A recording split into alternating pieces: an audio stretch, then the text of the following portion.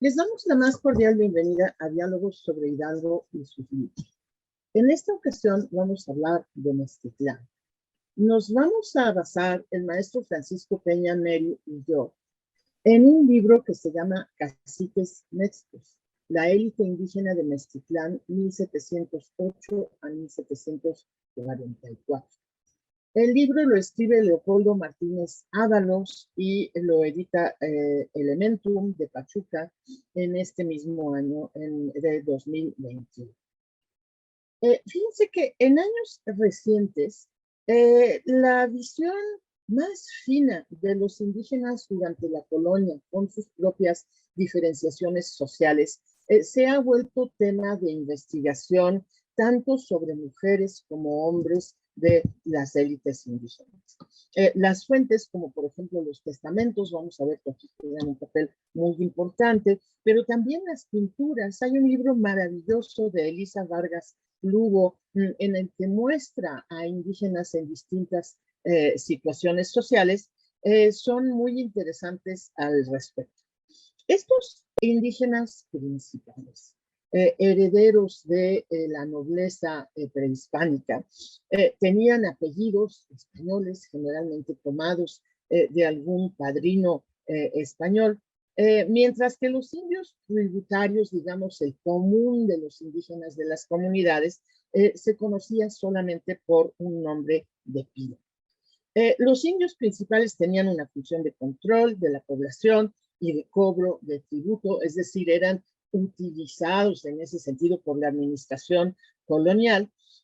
Muchos tenían una situación económica holgada, o por lo menos mucho más holgada que los indígenas tributarios, y estas familias nobles a lo largo de la colonia se van diluyendo. Es decir, es más difícil identificarlas. Aquí estamos ya en la primera mitad del siglo XVIII, es decir, llevamos más de 200 años de situación de colonización y todavía vemos con claridad a estos indígenas. Pero conforme pasa el tiempo y particularmente en la independencia, estos indígenas, y ustedes van a ver aquí que eso ya se está construyendo, que son culturalmente mestizos en muchos sentidos, se van invisibilizando. Suelen estar en las cabeceras municipales y hasta hoy sus descendientes son personas que generalmente ya no se consideran indígenas. Entonces, este estudio es de alguna manera un botón de muestra de lo que les estoy diciendo. Tienen ustedes aquí al inicio del libro, y lo puse porque quisiera citarlo, es una explicación muy bien formulada de por qué este tipo de historia local es tan interesante. Dice aquí, quienes aceptan adentrarse en los papeles que guardan los pleitos locales, los asuntos de poca importancia y los chismes aldeanos, descubrirán a los hombres que luchan día tras día por sobrevivir sin perder la dignidad, que se enorgullecen de su campo bien cultivado, de su artesanía hermosamente acabada, de sus guisos sabrosamente sazonados. Esto lo dice Juan Pedro Viqueira Albán, y por lo menos en algunos de los temas enumerados vamos a encontrarlo a lo largo de este libro, en el que se le sigue la pista a dos personajes principales y a sus familias. Uno se llama don Alonso Vite, el otro se llama don Blas Onofre. Ven ustedes los nombres totalmente hispanizados de los principales indígenas de Mezquitlán. Se revisaron documentos del Archivo General de la Nación, particularmente de los ramos de tierras, indios, tributos, judicial. Se revisaron libros de bautizo y matrimonios del archivo parroquial. Ustedes saben que este tipo de información se puede consultar en una página que se llama Family Search, que pertenece a los mormones, que microfilmaron todos los archivos parroquiales del país hace ya 60 o 70 años. Es una fuente muy importante para los historiadores locales. Y para el tema de confradías también se consultó el archivo el archivo histórico de la Arquidiócesis de México, aunque los dos documentos están fuera del ámbito de esta primera mitad del siglo XVIII. Sin embargo, son ilustrativos. Entonces, nos comenta, aquí ven ustedes el índice, nos comenta el autor que estos indios principales son a la vez empresarios y funcionarios. Nos habla de sus negocios, su lugar en la sociedad y la herencia que dejan, puesto que la base de todo esto son sus testamentos. Vemos las tierras cultivadas que tienen. Por ejemplo, Alonso Vite tiene tierras en 12 comunidades de la Vega de Meztitlán. Fíjese, ambos dependían, por supuesto, como todos los que cultivaban en la Vega de Meztitlán, de las lluvias, de las aguas que anegaban la vega. Es decir, en ese sentido también los vaivenes de su economía son indicadores de los vaivenes de la economía de la Vega de Meztitlán en esa época. Ambos tienen ganado, particularmente Alonso Vite, que tiene mulas y caballos, 105 en número, que obviamente indican una actividad en la arriería. Tiene 1,265 cabras, es decir, supongo que a medias, está muy activo en la cuestión del ganado menor, también tiene ganado mayor, aunque mucho menos. Es en verdad una persona a la que se le nota en la cantidad de su ganado, una actividad económica muy fuerte. Blas Onofre tiene muy poco ganado mayor, algunas mulas y caballos, tiene tan solo 100 borregos, no es comparable con Alfonso Vite, pero desde luego está en una situación económica mejor que el promedio de la población en ese momento. Nos comentan también en este libro su papel de funcionarios. Ambos figuran, ambos por razón de su actividad económica, tienen deudas que después se van a cobrar sobre sus bienes cuando fallecen, pero también le prestan a españoles, le prestan a indios, le prestan a sus familiares, son un factor económico muy importante. Tienen ustedes aquí en rojo lo que abarcaba Meztitlán en el siglo XVIII comparado con lo que hoy es Hidalgo. Entonces, tenemos ahí que en realidad ocupa todo lo que hoy llamaríamos Sierra Baja, inclusive Pie de Huasteca. Por ejemplo, don Blas, que cobra tributos, los cobra en 37 comunidades que incluyen Zacualtipán, Tlahuelompa, Xilotla y otros. Meztitlán en ese momento se parece en su territorio al antiguo reino independiente que era. Tenemos en el libro también las genealogías de nuestros dos personajes. Aquí reproduje nada más la de don Alonso Vite, pero también hay una de don Blas, y ahí nos damos cuenta que la mamá de don Blas es originaria de la familia Vite, es decir, hay una interrelación, por supuesto, también entre los indios principales. Aquí les puse un esquemita de lo que supone el autor que era la casa de don Blas Onofre, que incluye un temazcal. También hay aquí, pero este es de Alonso Vite, un hierro de ganado. Aquí ven ustedes que sí estamos hablando de un tamaño de vivienda, de vida doméstica mayor, y esto lo vamos a ver también en la lista de los bienes de los testamentos. Ambos caciques tienen varias casas, supongo que hechas de materiales diferentes, en algunos casos están palizadas y techadas de palmas, y las tienen donde tienen milpas y donde tienen ganado. Fíjense en lo que sabemos aquí, en este caso don Blas Onofre, de la gran cantidad de bienes que figuran en su testamento. Tiene muebles, tiene una cocina con casos, palanganas de Michoacán, trastes de China, fíjense, trastes de China, hasta dónde llegaban los productos de la nao de China que se transitaba entre Filipinas y Acapulco una vez al año durante buena parte de la época colonial. Bancas, sillas, alguna cuchara de plata, armas, aperos de andar a caballo. Eso particularmente lo tiene en cantidades a don Alonso Vite y es lógico puesto que tiene más de 100 animales de ganado mayor, prácticamente todos para la feria. Tienen herramientas, tienen ropa. Don Alonso, fíjense, tiene libros, tiene varios libros y me parece muy interesante ese tema.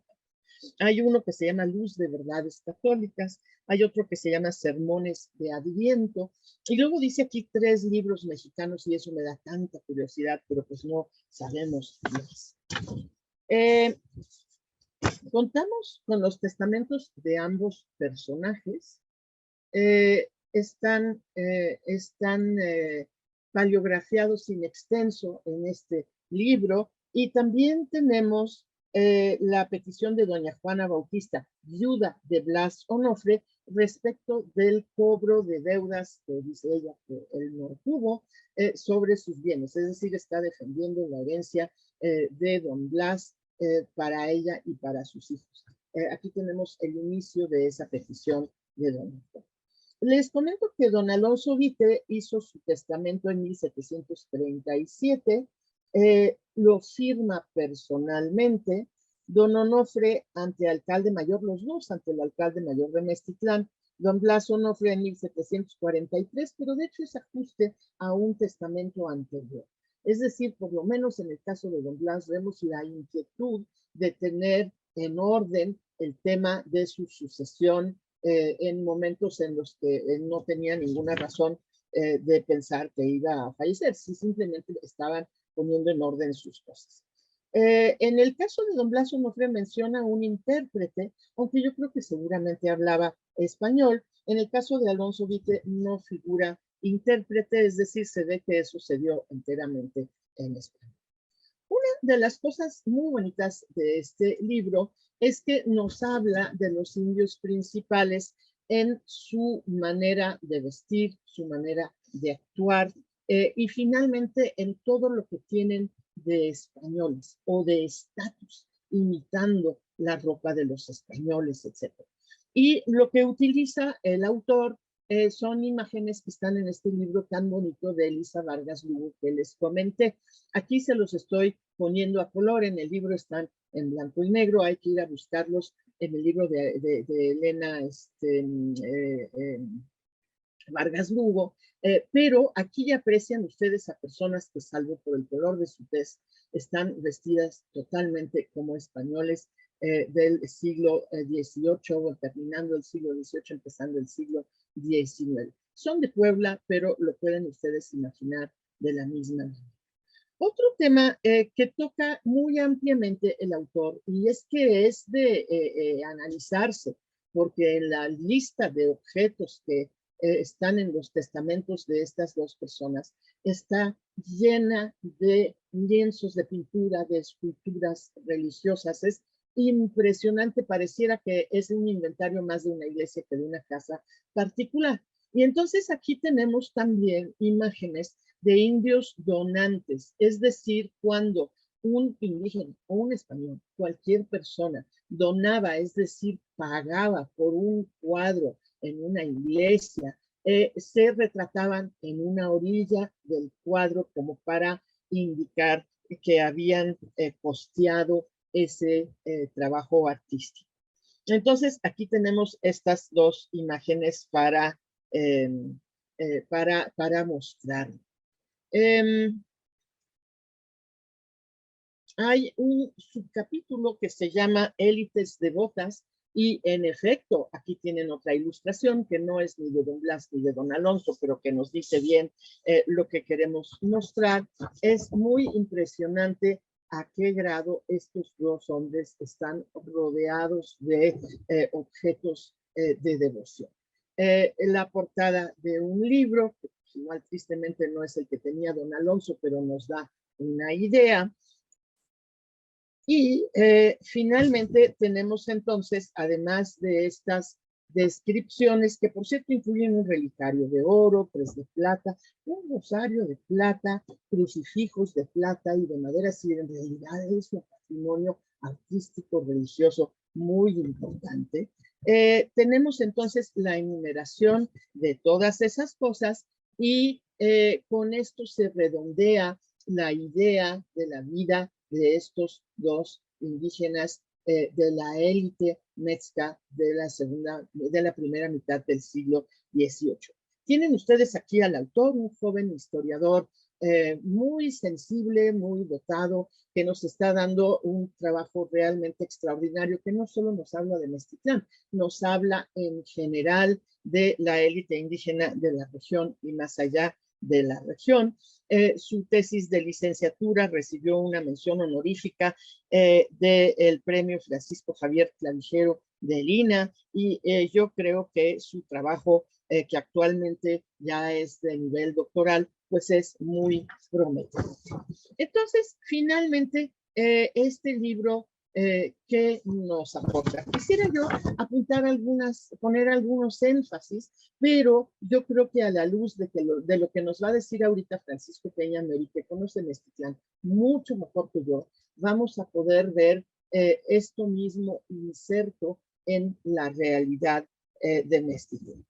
Entonces, el mismo autor nos dice que está hablando de las prácticas, bienes y privilegios de dos caciques, lo cual efectivamente es el tema, basado en testamentos muy bien aprovechados por este historiador para echar luz sobre una sociedad en su momento.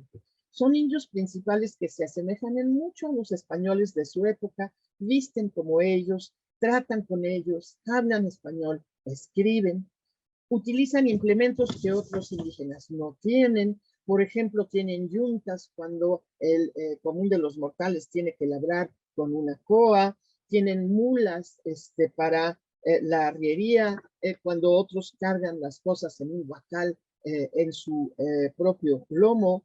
Y sin embargo, este estatus tan españolizado, digamos, no sería pensable si no tuvieran arraigo en sus comunidades. Es decir, ellos dependen en su situación social del control que tienen sobre la población, del tributo que cobran, que los convierte en funcionarios del aparato colonial.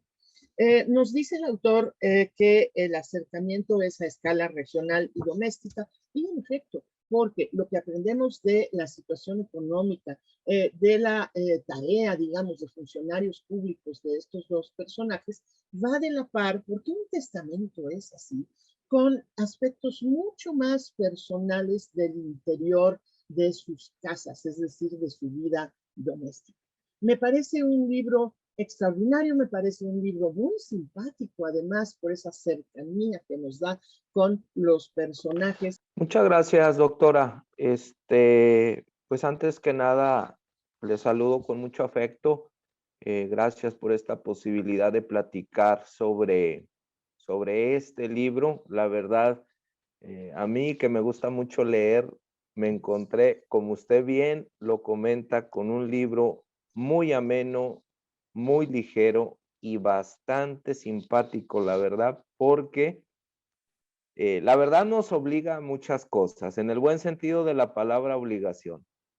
Nos obliga a remitirnos a nuestra propia biblioteca de documentos para entender cómo fue la vida de estos dos personajes que el autor, en el que el autor centra su investigación, centra su historia, porque es eso también, es parte de la historia que nos puede brindar.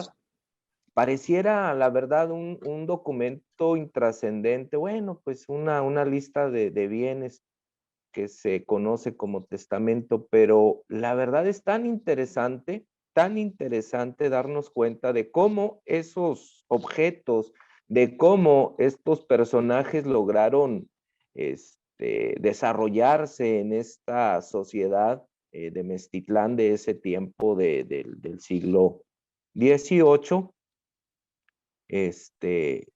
pues nos permite también darnos cuenta de que no la tuvieron nada fácil por muchas cosas. ¿Y qué creen? Que son historias tan de hoy también, de situaciones que ellos vivieron, que las seguimos padeciendo, las seguimos padeciendo acá en la región. Y bien decía la doctora, bueno, quien no conoce Meztitlán, pues muchas cosas se le van a hacer muy, muy sencillas. Y miren, algo que yo me gusta y me gustó y me sigue gustando, la verdad, lo sigo releyendo, lo sigo investigando, lo sigo disfrutando mucho este libro, que tuve la posibilidad de adquirirlo cuando vino el autor a presentarlo aquí a Meztitlán. Eso fue una presentación muy emotiva por todo lo que compartió y por todo lo que nos comentó y por todo lo que hizo para poder lograrlo. A mí me llama mucho la atención algo muy importante que no tenemos que perder de vista. Tenemos que entender que algo muy característico en esa época de novohispana, en la Nueva España, era la jerarquización de las clases sociales. Y en este libro nos permite entender cuál era la función de esa jerarquización, porque no era algo hecho a ver qué pasa. Era algo bien pensado, bien organizado, pues para manejar la sociedad de esa época. Hay conceptos que hoy en día pareciera que no son trascendentes, como por ejemplo gracia y privilegio. Para estas clases, el que tú tuvieras más privilegios que otro te convertía indudablemente en una persona que podía afrontar la situación principalmente económica de la época. También algo que siempre se manifiesta o se ha manifestado es entender que en esa época del siglo XVIII, la corona pensaba y siempre pensaba que los indios necesitaban de una tutela. Siempre necesitaban ser tutelados y indudablemente esta acción tutelaria recaía precisamente en la corona. Ellos se sentían los protectores y los salvaguarda de los indígenas de esa época. Fíjense que y tiene mucho que ver con lo que nosotros hoy en día entendemos como cacique. Los indios comunes en esa época eran considerados como miserables, como menores de edad, como rústicos, como neófitos de la fe cristiana. La legislación novohispana lo menciona el libro, que para ellos eran considerados como hombres libres, pero, fíjense, hombres libres, pero vasallos del rey. O sea, de alguna manera estaban ligados al rey y el rey era el que mandaba en esa situación.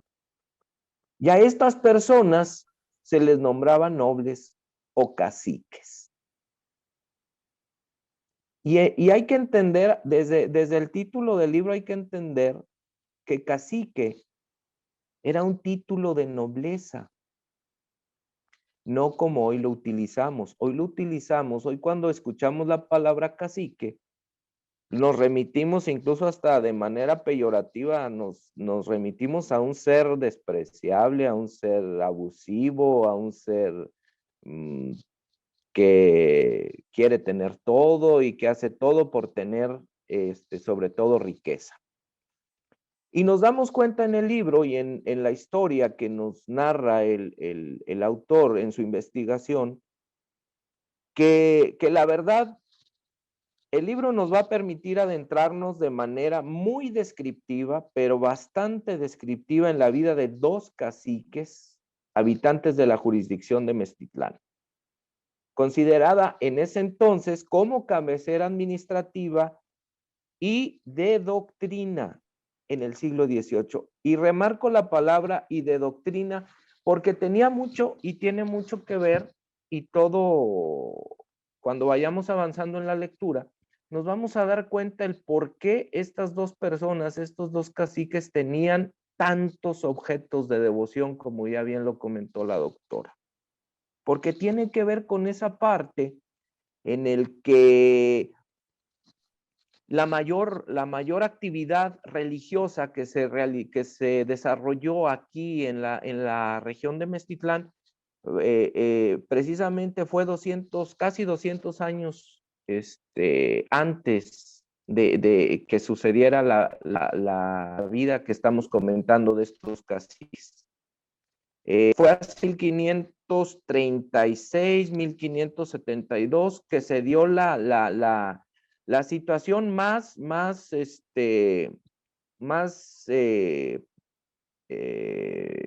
pues los trabajos de evangelización más fuertes hacia estos años. Y en Meztitlán, hacia los años de 1540 y 1560, fue donde más se hizo trabajo de evangelización, trabajo religioso.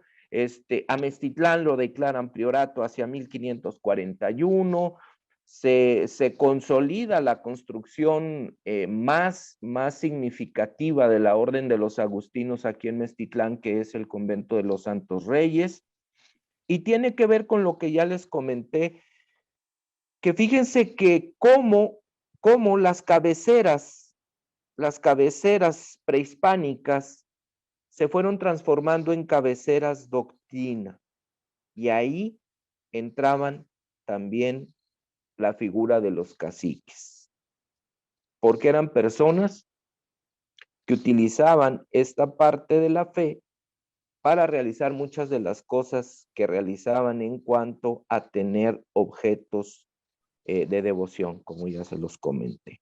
Y eso es muy, muy interesante. Fíjense, otra cosa que el libro nos comparte es esta parte que sigue vigente. Porque tenemos que entender sobre la vida de estos dos personajes, tenemos que considerar el espacio geográfico y los procesos históricos que definitivamente influyeron en los comportamientos y actitudes de estas dos personas. Meztitlán sigue siendo considerado un punto geográficamente muy complicado para llegar. Y esto lo comentan y lo comentaban los primeros frailes agustinos en sus cartas de relaciones, en todas las bitácoras, en todas todos los escritos que ellos hacían, mencionando precisamente esta parte del problema tan grande que significaba la ubicación geográfica de la cabecera propiamente de Meztitlán y de sus comunidades. Estamos y seguimos estando en la parte de la Sierra Baja. El contexto geográfico que nos delimita es bien contrastante. Ustedes, quien conozca Meztitlán, sabe de lo que le estoy hablando, y quien no, bueno, lo invitamos a que venga y conozca, y la verdad se va a llevar una sorpresa mayúscula cuando, por un lado, podemos observar un ecosistema desértico con cactáceas, incluso especies endémicas, y por el otro lado está la parte de la vega, la parte fértil, la parte que se utilizaba para una de las actividades económicas más fuertes que históricamente se han realizado aquí en esta parte de Meztitlán, que es la agricultura. Entonces, esta vega era bañada pues por el río Venados y por la laguna de Meztitlán. ¿Por qué comento esto? Porque también tenía mucho que ver la forma en la que estas dos personas o estos dos caciques de los que está Sonofre, ellos también tenían, también les pegaba, o sea, también les pegaba la situación de que como mucha de su economía dependía de la ganadería, dependía de la agricultura, cuando había las situaciones naturales de sequía, lógicamente, como hoy en día, a cualquier agricultor le pegaba. Igualmente, la situación cuando había lluvias abundantes, se menciona también en una parte de este libro, cómo se inundaba desde ese entonces, cómo se inundaba toda esta parte y toda esta franja de la Vega de Meztitlán. Ya desde el siglo XVI, con Gabriel de Chávez, se empezaba a hablar de la necesidad de abrir un tajo en la parte de la laguna, pues para poder desaguar y no causara tanto problema. Esta obra monumental se realiza y hoy es una parte imperdible. Quien visite Meztitlán debe conocer esta parte del Tajo, que es el desagüe artificial, porque bueno, hecho por el hombre, para poder tener esta posibilidad que bueno, lo sabemos que a veces no es garantía, pero ayuda mucho para que no las inundaciones no sigan. Pero también algo que se menciona aquí, como ya lo dije, es la parte de cómo cambiaron las situaciones de las cabeceras Hualtépetl. Esto a mí me remitió a tener que hacer una consulta en un libro, que es el Altépetl del siglo XVI, para entender qué es un Altépetl, qué era, qué significaba, cuáles eran sus condiciones, cuáles eran sus privilegios, cuáles eran, sí, todo lo que encierra esta forma de comunidad que existía en ese tiempo. Y bueno, también nos da muchos datos porque nos enteramos, les digo, este libro nos lleva a enterarnos de muchas cosas y sobre todo a querer seguir investigando. Algo que también a mí me llamó mucho la atención, ya lo comentó la doctora, no voy a ahondar en eso, fue la cantidad de objetos de devoción, la cantidad de objetos religiosos que versan en el testamento o en los testamentos de estas personas. La verdad, eso nos lleva a investigar un poco más, bueno, cómo era que ellos, aparte de que les pagaban tributo o que ellos los compraban o que se los donaban, hay una forma de organización que también se maneja el autor y lo dijo la doctora, es las cofradías. Estas asociaciones que tenían que ver con la asistencia social para atender todo tipo de situaciones que se presentaran, juegos, atender a los enfermos, iglesias y de apoyo. Y lo más días en la Nueva España, y que te comentan desde las que se conformaban por quererte ganar indulgencias y creer que con eso tú te ibas a ir al cielo, hablando de las creencias católicas. Y no, la verdad también hay historias aberrantes que utilizaban la fe para hacer muchas cosas pues tremendísimas en contra de los indios. Entonces, yo les invito, la verdad, les invito a que se den la oportunidad de conocer este libro, que es un libro muy cómodo, es un libro que te ofrece también mucha bibliografía de soporte. Eso es bien importante. Es un libro que está muy bien cimentado, que podemos nosotros, los habitantes, incluso de aquí en Meztitlán, desconocíamos los alcances que puede tener simplemente un registro de bautismos de esa época, y que es grandioso de que exista. Poder asistir, a poder vivenciar todo este tipo de documentos históricos, pues que nos permiten finalmente entender nuestro presente. Y Meztitlán, créanme que está lleno de historia. Y les invito a que adquieran este libro, que lo conozcan y que podamos tener la posibilidad de seguir platicando sobre esta maravilla que es esta parte tan importante de la élite indígena de Meztitlán.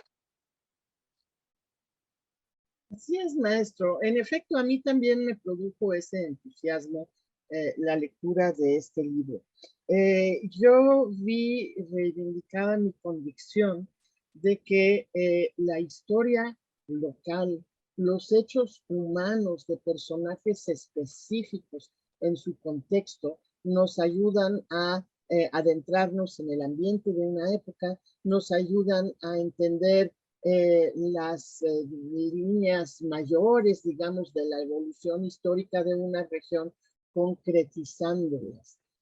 Creo que a veces la historia abstracta que hacemos, en la que abarcamos los 3 siglos de la época colonial, por ejemplo, tratando de ver la evolución de un espacio tan grande como Meztitlán, a veces pecan por abstracto.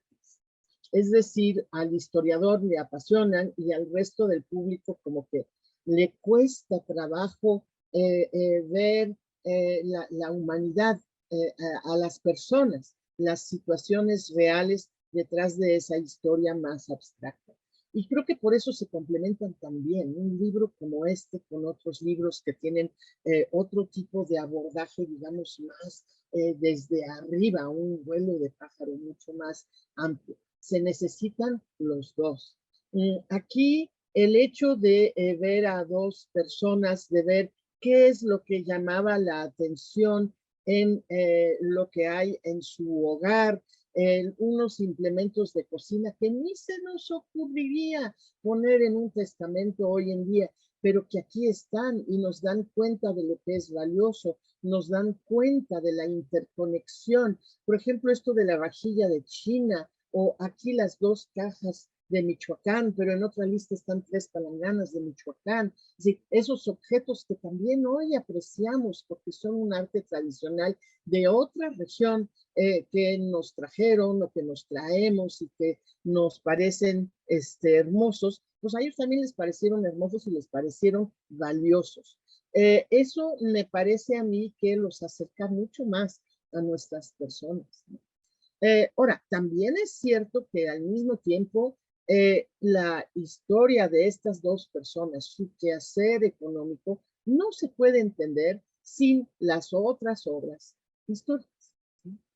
Por ejemplo, el hecho de ver la actividad evidente de Arribía de don Alonso Vite, pues se entiende mejor cuando sabemos que la riqueza de producción agrícola de la Vega de Meztitlán la ponía en conexión con el Valle del Mezquital, donde generalmente las cosechas no alcanzaban para comer todo el año, pero que producían productos de jarciería, de herrería y demás que se necesitaban en la Vega de Meztitlán para el trabajo agrícola. Bueno, cuando sabemos eso, entendemos por qué un personaje como Alonso Vite puede tener una postura económica tan sólida y tan importante. Si necesitamos saber más allá. Y también sabemos, y a lo mejor sobre eso me gustaría que usted abunde un poquito, sabemos que estos caminos de comercio entre el Mezquital y la Vega de Meztitlán, pero también más allá hasta Huejutla, son caminos que hace no tanto tiempo se seguían caminando, se intercambiaban bienes, pero también cosas que tienen que ver con la cultura y con los idiomas. En el Mezquital se habla el ñañú, en Huejutla y en la Huasteca en general se habla el náhuatl, en Meztitlán se hablan los dos. Sí, ese aspecto que a partir de un personaje como don Alonso Vite podemos generalizar, a mí me gustaría que usted comentara un poquito más sobre eso. Sí, ¿qué cree que hoy, digo, siempre es imposible que dejemos de hablar de lo que se hizo en el pasado para entender un poco más nuestro presente? Y así es, no hace mucho tiempo todavía estos caminos de la economía, la Huasteca, la Sierra Alta, la Sierra, se habla incluso en el libro de las conexiones importantes que tenían el intercambio comercial entre la Sierra Baja, Meztitlán y sus comunidades aledañas, y la Sierra Alta con toda esa parte de los municipios que conforman la Huasteca. Hoy en día es muy común hablar a los abuelos, escuchar hablar a los abuelos que te comentaban que ellos les tocó todavía esa parte de llevar sus productos por la cañada de Soquisoquipan para llegar a la parte de Zacualtipán y poder mercar sus mercancías. Este es incluso hoy en día uno de los caminos más utilizados para llegar mucho más rápido tanto a Zacualtipán como a Molango, el camino de Soquisoquipan. Existe todavía indicios de caminos de herradura que conectan y han conectado siempre la parte de Meztitlán con la parte del Cardonal, que de ahí incluso hoy en día es uno de los caminos también más utilizados para llegar a una parte que se ha convertido en una economía diferente, una economía fuerte como lo es la situación del ocio a través de las llamadas grutas de Tolantongo. Entonces, es un camino que también por esta parte de San Cristóbal, que te lleva a las comunidades de la Barranca, también es un camino muy utilizado para llegar más rápido a la parte precisamente de la región Fontezuelas, que conecta con los municipios de Santiago de Anaya y Actopan. Es una vía altamente utilizada porque representa la posibilidad de llegar más rápido a estos municipios. Anteriormente también, o sea, desde la época de estos personajes, eran caminos que ya se utilizaban y que ya se caminaban, o sea, ya se conocen desde esa época. Lo único que ha pasado es que se han transformado para que los vehículos o para que de en turno de la época pudieran acceder. Incluso hoy en día, hay comunidades a las que acceden únicamente a caballo o accedes únicamente. Es bien importante que nosotros nos demos esa posibilidad y esa oportunidad de vivenciar y de conocer los espacios geográficos donde estas historias tan interesantes se desarrollan. Para nosotros, para Meztitlán, pues representan la posibilidad de poder competir de manera más eficiente en la situación económica, porque pues aquí el 82% de la economía sigue siendo la producción del campo. Hoy en día Meztitlán no se puede concebir sin esta parte tan importante que también ha extendido sus caminos, porque desde las épocas de los años del siglo XIX-XX, inicios del XX, se han buscado caminos como por ejemplo los mercados para llegar al estado de Puebla. Pareciera que eso no tiene trascendencia, pero ya desde entonces nuestros caciques, nuestros personajes buscaron la manera de trascender con esta posibilidad de los primero de los caminos de herradura que se le llama, y después estos mismos caminos sirvieron como antecedente y como precedente para abrir nuevas rutas, sobre todo en la parte comercial. Se habla mucho, por ejemplo, les vuelvo a repetir, de la parte geográfica de Meztitlán, y yo he escuchado muchas veces que la gente comenta, esos 24 kilómetros del puente de Venados hacia Meztitlán, si hubieran estado en línea recta, o si hubiéramos estado en línea recta con la carretera federal, tal vez otra historia se hubiera escrito. Pero bueno, es lo que tenemos aquí y créanme que hoy en día los caminos siguen siendo una de las principales posibilidades para que esto pueda suceder, porque si no tuviéramos estos caminos, estos accesos, pues estos productos no pudieran llegar a donde están llegando. Valle del Mezquital, el Valle de México, la Ciudad de México, hoy Puebla, incluso se aventuraron también, en el buen sentido, a mercados todavía más lejanos, caminos todavía más lejanos. Sí, la intercomunicación es absolutamente crucial y por ende debe estar en el corazón de cualquier mirada sobre Meztitlán.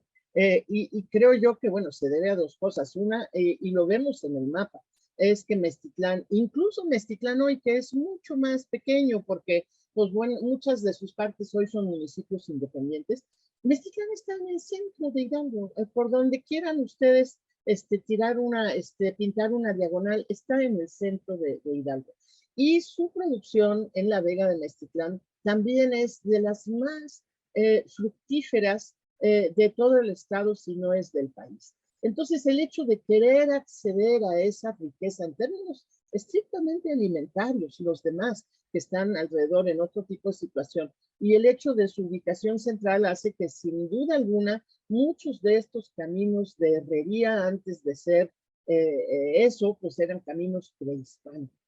Eso también es interesante, es decir, en la época prehispánica uno se desplazaba a pie, en la época colonial empezaron a llegar las carretas, finalmente llegaron los coches, los trazos de las carreteras en el siglo XX, como usted dice, hacen que uno ya no pase por los mismos pueblos para llegar a otros. Y eso hace que la interconexión entre muchas comunidades que era muy viva en 1950, ni se diga en el siglo XIX, pues hoy en día lo es infinitamente menos, los idiomas se usan menos, algunos caminos hasta se pierden porque ya no se usan y entonces la vegetación los abarca.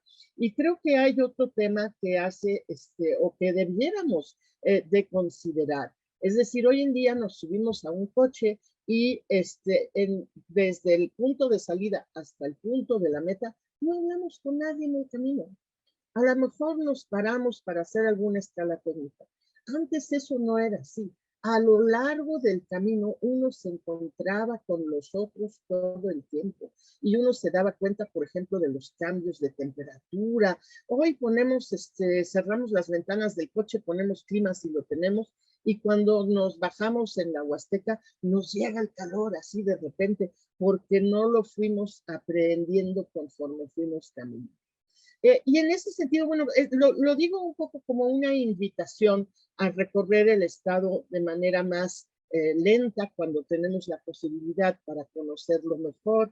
Lo digo también para que vayamos por caminos que hoy son menos transitados y sí lleguemos a Meztitlán, a la cabecera, y sí lleguemos a La Vega, que a lo mejor en nuestros caminos de largo recorrido no se da si no lo planeamos. Pero este libro es una gran invitación a conocer lo que en un momento dado fue el corazón del Estado, conocer las razones por las que fue el corazón del Estado, conocer uno de los conventos más maravillosos, no solo del Estado, sino de todo el país.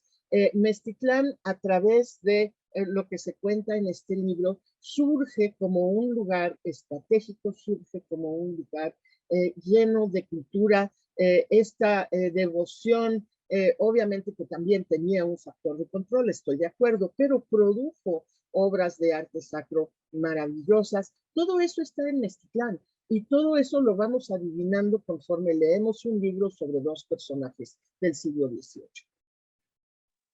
Así es, doctora. ¿Y qué cree? Que tenemos muchas más cosas que también indudablemente nos pueden servir como referencia para entender la grandeza de Meztitlán. Entender y se está haciendo mucho hincapié en que entendamos que una cosa fue el señorío mezco de Meztitlán y otra cosa es el Meztitlán de hoy. Son dos cosas muy distintas.